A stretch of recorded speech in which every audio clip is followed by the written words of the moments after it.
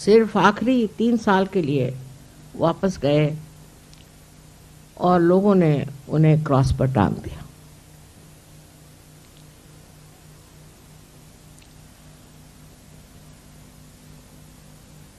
ये सब कुछ विधि का लिखा हुआ। आज्ञा चक्र को खोलने के लिए उनको ये बलिदान देना पड़ा और इस तरह से उन्होंने आज्ञा चक्र की व्यवस्था करी। आज्ञा चक्र बहुत संकीर्ण, छोटा सा और आसानी से खुलने वाला नहीं, क्योंकि मनुष्य में जो स्वतंत्रता आ गई उससे वो अहंकारी बन गया। इस अहंकार ने उसका आज्ञा चक्र है बंद कर दिया और उस बंद आज्ञा चक्र से निकालने के लिए अहंकार निकालना जरूरी है। और अहंकार निकालने के लिए आपको अपने मन पे ही काबू लेना पड़ता, लेकिन आप मन से अहंकार नहीं निकाल सकते। जैसे ही आप मन से अहंकार निकालने का प्रयत्न करेंगे वैसे ही मन बढ़ता जाएगा और अहंकार बढ़ता जाएगा। अहम करोति सा अहंकार, हम करें, इसका मतलब अगर हम अपने अहंकार को कम करने की कोशिश करें तो अहंकार बढ़ेगा, क्योंकि हम अहंकार से ही वही कोशिश करते।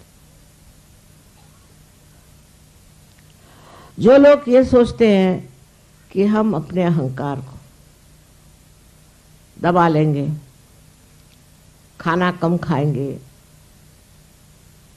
दुनिया भर के उपद्व्याप, एक पैर पे खड़े हैं तो कोई सर के बल खड़ा है, हर तरह के प्रयोग लोग करते हैं अपने अहंकार को नष्ट करने। लेकिन इससे अहंकार नष्ट नहीं होता, इससे बढ़ता है। उपवास करना, जप तप करना आदि सब चीजों से अहंकार बढ़ता है। हवन से भी अहंकार बढ़ता, क्योंकि अग्नि जो है वो राइट साइडेड है। जो कुछ भी हम कर्मकांड करते हैं, रिचुअल्स करते हैं, उससे अहंकार बढ़ता है। और मनुष्य सोचता है कि हम सब ठीक हैं। हजारों वर्ष से वही वही कर्मकांड करते रहते और उल्टा सीधा सब मामला जो भी सिखाया गया वही वो कर रहा है। इसीलिए सहयोग कर्मकांड के विरोध में कोई भी कर्मकांड करने की जरूरत नहीं।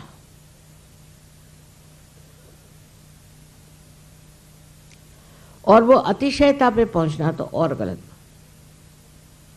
जैसे हमने कहा कि अपने अहंकार को निकालने के लिए आप उसको मराठी में जोड़े पट्टी कहते हैं, जूते मारे। तो रोज सवेरे सहयोगी जूते लेके चले लाइन में। अरे अगर आपके अंदर अहंकार हो तब हर एक आदमी हाथ में जूता लिए चला जा रहा है रास्ते से। ये सब कर्मकांड सहयोग में भी बहुत घुस गया। यहाँ तक कि फ्रांस से अभी एक साहब लेकर आए थे कि वहाँ वो वाशी के हॉस्पिटल से कर्मकांड लेके। अरे बाबा, ये तो बीमारों के लिए है।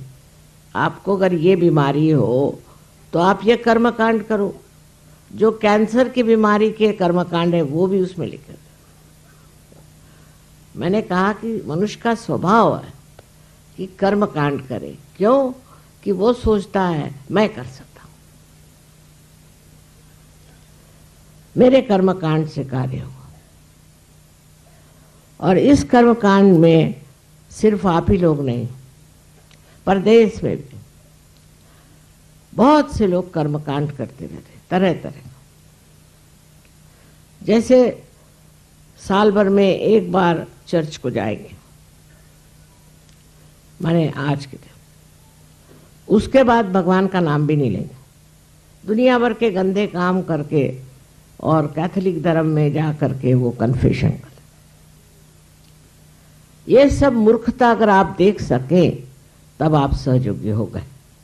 अगर आप समझ सके कि ये सब गलत काम जो हमने किया है ये गलत है और अब से आगे ये काम नहीं करने का, ये अगर आपकी समझ में आ जाए तो बात आपके दिमाग में आ जाएगी।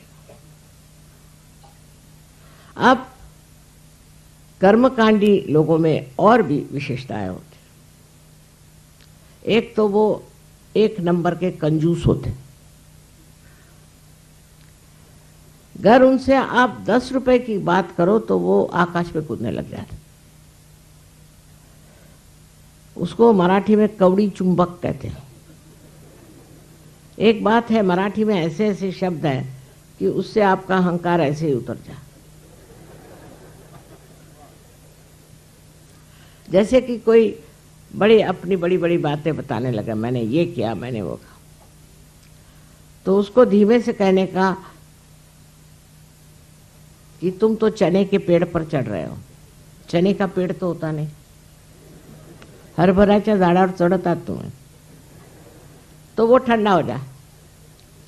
मैंने ये किया, मैंने वो किया, मैं, जब तक ये मैं नहीं छूटता तक हमारा ईसा मसीह को मानना गलत है। पर आश्चर्य की बात है कि जिसको क्रिश्चियन नेशंस कहते हैं, जहाँ ईसाई धर्म है, उनसे ज़्यादा अहंकारी मैंने तो कोई देखे। विशेषकर अंग्रेज, अमेरिकन, सब लोगों में इस कदर अहंकार है कि समझ में नहीं आता कि ईसा मसीह के ये शिष्य। अब इस अहंकार का इलाज क्या, वो सोचना चाहिए। इसका इलाज ईसा मसीह थे और उन्होंने सिखाया है कि आप सबसे प्रेम करें, अपने दुश्मनों से भी प्यार करें। इसका इलाज उन्होंने प्यार बताया, और प्यार के सिवाय कोई इलाज नहीं। लेकिन ये प्यार परम चैतन्य का प्यार है। उन्होंने साफ साफ कहा कि आप अपने को खोजो, दरवाजे खटखटाओ तो दरवाजा खुल जाएगा। इसका अर्थ ये नहीं कि तुम जा करके दरवाजे खटखटाओ। इसका मतलब ये है कि अपने दिल के जो दरवाजे हैं उसे खोलिए। जिस आदमी का दिल छोटा होता है, जो कंजूस, वो आदमी कभी भी सहयोगी नहीं बन सकता। और दूसरी चीज जो बहुत जरूरी है कि आपको अगर गुस्सा आता है, इसका मतलब आपके अंदर बहुत ही अहंकार है। एकदम मैंने देखे गुस्से वालों के स्फोटक होते और उसमें उन्हें शान आती है, बताते हैं मैं बड़ा गुस्से वाला हूं। ऐसे लोग सहयोग में नहीं आते। जो लोग प्रेम करना जानते हैं, और वो भी विशुद्ध प्रेम, वो भी प्रेम ऐसा कि जिसमें कोई आकांक्षा नहीं, कोई इच्छा नहीं, पूर्णतया निरीच्छ जो लोग प्यार करना चाहते हैं वही सहयोग में रह सकते हैं। अहंकारी लोग बहुत गलत सलत काम करते हैं और मैं उनसे तंग आता हूं। अपने ही मन से कुछ शुरू कर देंगे और मुझे बताएंगे भी नहीं। और ऐसा करने से आज हजारों प्रश्न खड़े होगा। आज बताने की बात है कि दिल्ली में इन्होंने मुझसे एक बार एक पूजा के दिन हड़बड़ी में आकर बताया कि हमें ज़मीन मिल रही है, बस उससे कितना पैसा लिया, वो कैसा होने वाला है, ज़मीन कैसी, कुछ और किसी भी सहयोगी ने नहीं बताया। क्योंकि कल कोई कहे कि ये माता जी ने कहा है तो उस आदमी को आप बिल्कुल छोड़ दीजिए। मुझे कुछ कहना है तो मैं स्वयं कहूंगी। उसके बाद इतनी मीटिंग्स हो गई, ये मैंने कभी कुछ नहीं कहा। अब जिन्होंने उनको पैसा दिया वो सर पकड़ करके बैठे कि बिल्कुल ये ठगाया गया, ये पैसा कैसे मिलेगा। मुझसे बगैर पूछे सारे काम हुआ, बिल्कुल बगैर पूछे। और वो इतनी खराब जमीन है कि उसके बारे में अब नोटिस आई है कि यहाँ आप कुछ नहीं बना सकते, उल्टे आपको हम पकड़ेंगे।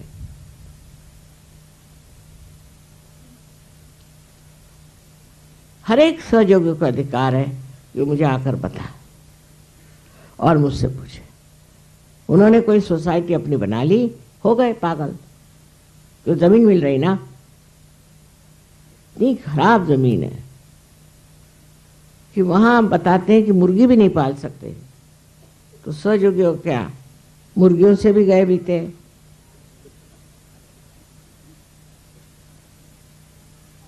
अब जो भी हुई सो मूर्खता है और उसके लिए मैं जिम्मेदार नहीं, लेकिन आप लोग अपने पैसे वापस मांग लीजिए, मेरी उसकी कोई जिम्मेदारी नहीं।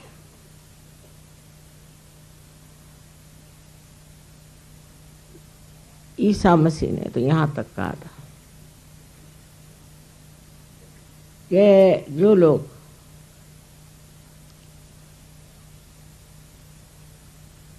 घर बांधते हैं, घर में रहते हैं, उनको पक्षियों को और देखना चाहिए। वो अपना घरौंदा कितने प्यार से छोटा सा अपने लिए बनाते हैं, और जब वो अपना घर बनाते हैं तो उस घर बनाने में उनको बड़ा मजा आता।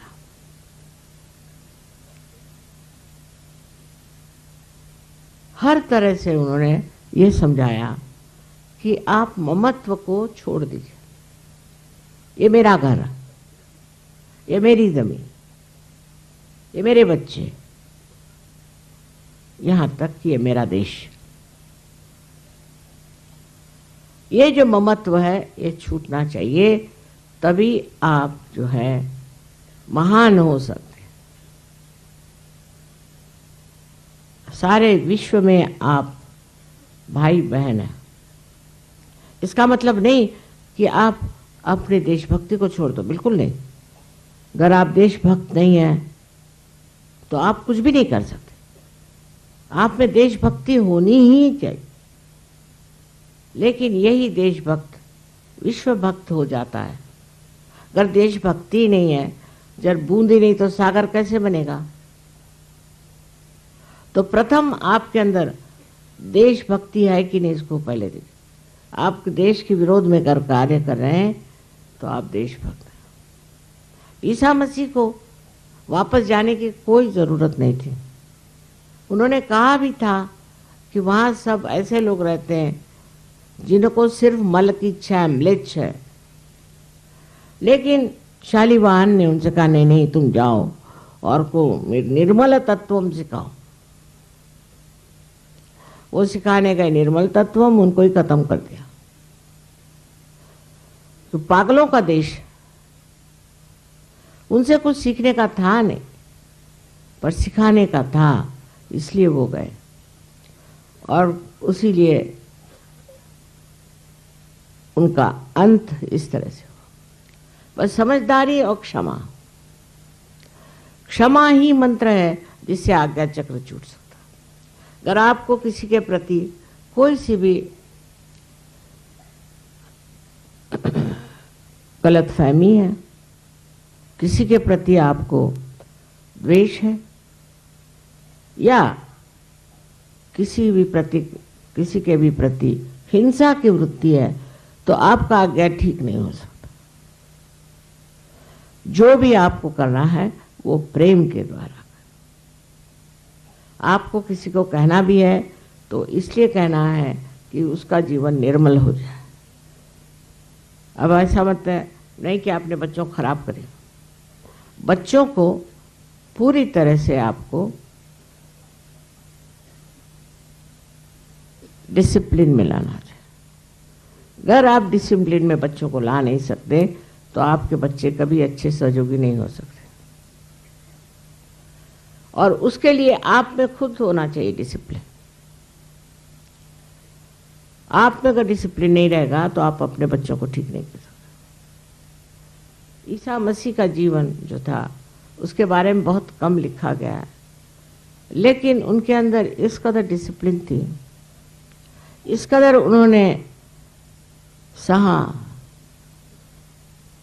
और अपने जीवन से दिखा दिया। उनके विवाह की भी जरूरत नहीं थी, उन्होंने विवाह नहीं किया। इसका ये मतलब नहीं कि वो विवाह के विरोध में थे। ऐसी गलतफहमी करके लोग बैठे हुए हैं कि विवाह के विरोध में, और इसीलिए इन्होंने ये बनाई हुई हैं औरतें जिनको नन्स कहते हैं, उनकी शादी ईसा मसीह से करते हैं। वो साक्षात गणेश, उससे कैसे शादी कर सकते? उसके अलावा आदमियों को भी शादी नहीं करना, इस तरह के अनैसर्गिक बातें सिखा दी। उससे वो सबको अपने कब्जे में रख सकते हैं, कंट्रोल कर सकते हैं, पर उससे ईसाई नहीं हो सकता। इस तरह के कृत्रिम बंधन अपने ऊपर डाल लेने से आज ईसाई धर्म डूब रहा है। ईसा को उन्होंने भुला दिया और अपने ही मन से एक धर्म बना लिया है और उसको ईसाई धर्म कहते हैं।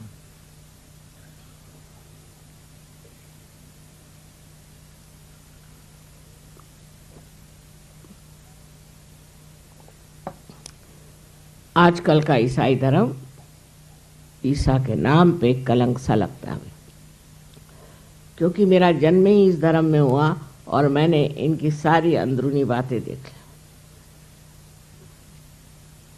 उसी प्रकार हिंदू धर्म की बात, हिंदू धर्म में आप सांप्रदायिक हो ही नहीं सकते,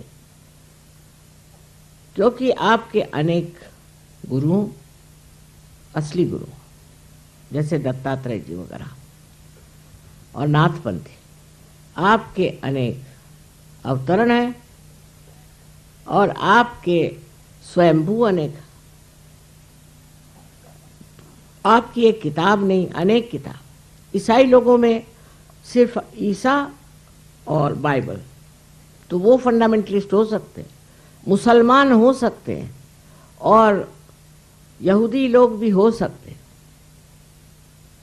और तीनों का आपस में रिश्ता है, किताबों में लिखा। लेकिन हिंदू नहीं हो सकता सांप्रदायिक, क्योंकि किसी का कोई कोई महालक्ष्मी को मानता है, तो कोई रेणुका देवी को मानता है, तो कोई कृष्ण को मानता है।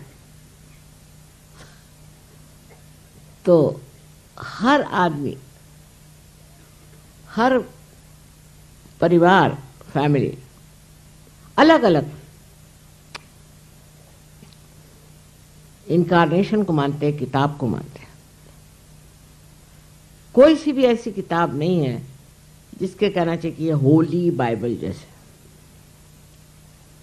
इसलिए सब धर्मों को एक हिंदू को चाहिए कि मान कर।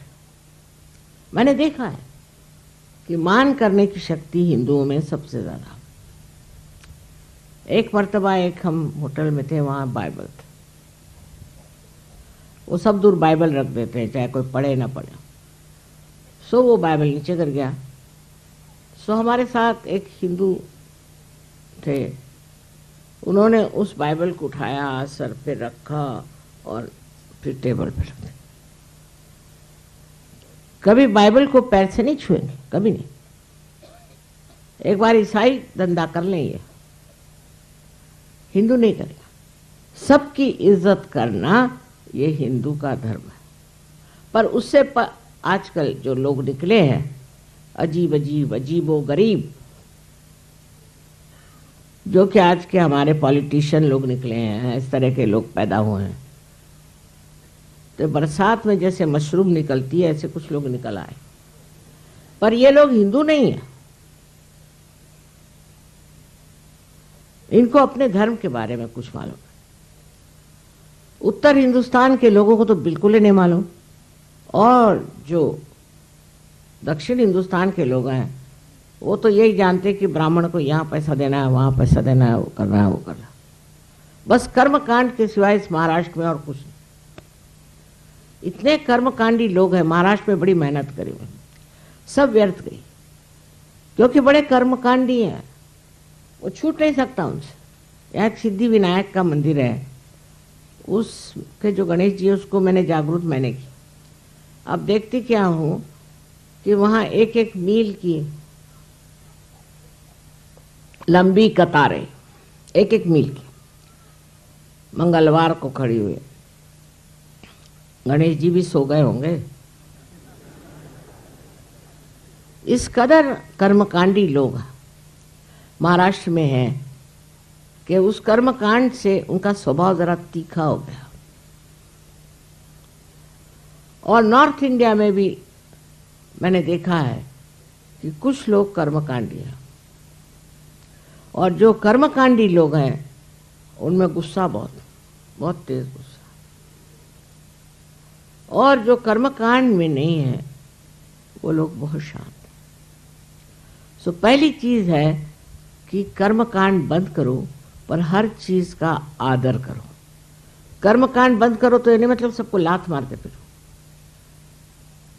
ये संतुलन जो है यही ईसा मसीह ने सिखाया। ये संतुलन आए बगैर आपका आज्ञा चक्र नहीं खुल सकता।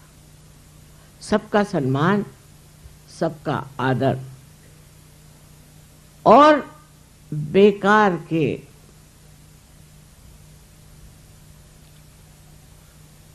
कर्मकांड जिसमें गलत लोग पनप रहे हैं।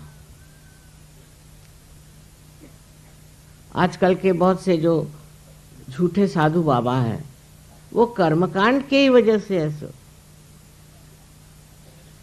वो कहेंगे कि आप इतने रुपए दो, ये करो, वो करो, यज्ञ करो, 108 मर्तबा रोज ये नाम लो, वो नाम लो, मंत्र देता हूँ, फलाना करता हूँ। ये सब कर्मकांडी और कर्मकांड आप लोगों को सिखाते हैं, जिसके पूरी तरह से विरोध में ईसा मसीह।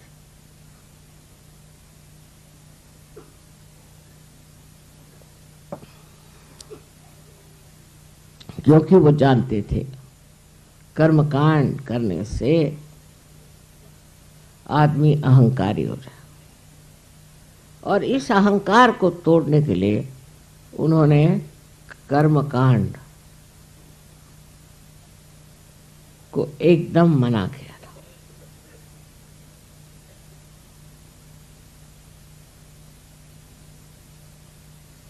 इसी तरह से परमात्मा के नाम पर कोई भी आदमी पैसा कमाए, इसके वो विरोध में थे। उसके उल्टा शुरू हो गया कि पैसा कमाओ और खाओ। कमाना तो नहीं छूटा, पर पैसा कमा लो और खा जाओ खुद, जिससे कोई भी कार्य नहीं हो सकता। आज सहयोग के कार्य में हमको याद रखना चाहिए कि हमने सहयोग के कार्य में क्या पैसे दे, कितना पैसा दे। ईसा मसीह के पास तो 12 मच्छी मार थे, वो तक फैल गए सारे दुनिया में मेहनत कर। आज आप लोग मेरे इतने सारे शिष्य, और आप लोग चाहें तो कितने ही लोगों को पार करा सकते, कितने ही लोगों को सहयोग में ला सकते। पर लोग आधे अधूरे नहीं रहना चाहिए, गहरे उतरना चाहिए। जब तक गहरे नहीं बैठेंगे तब तक वो समझ नहीं पाए। और उसके लिए सबसे बड़ी चीज़ है कि हम उनको कितना प्यार देते हैं और वो कितना प्यार दूसरों को देते हैं। कोई भी आदमी अगर सहयोग में लीडर होता है तो उसको पहले याद रखना चाहिए कि ईसा मसीह ने जो दीन दी है कि आप सबसे प्यार करो। वो मैं कर रहा हूं क्या? मैं सब पे रोब दाब झाड़ता हूं, मैं सबको ठिकाने लगाता हूं, सबके ऊपर आंखें निकालता हूं। ये अहंकार बहुत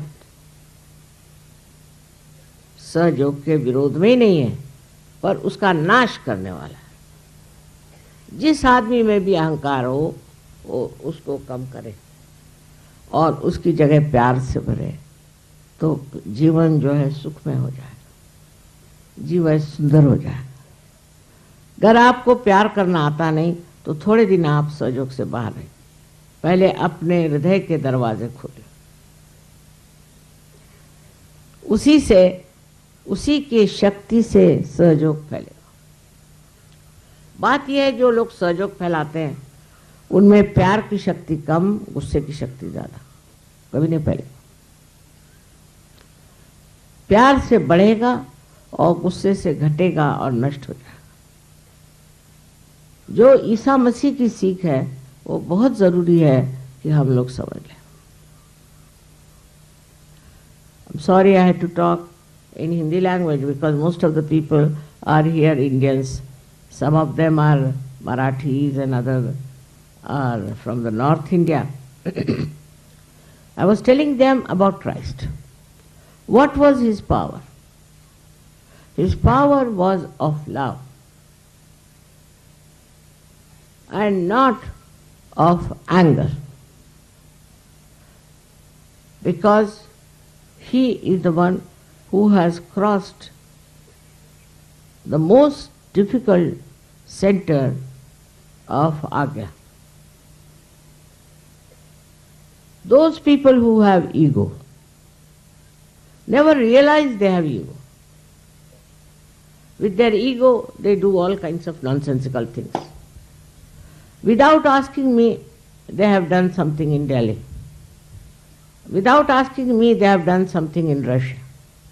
And it's so destructive to Sahaja that they don't realize what they have done is a crime which is punishable by all divine laws.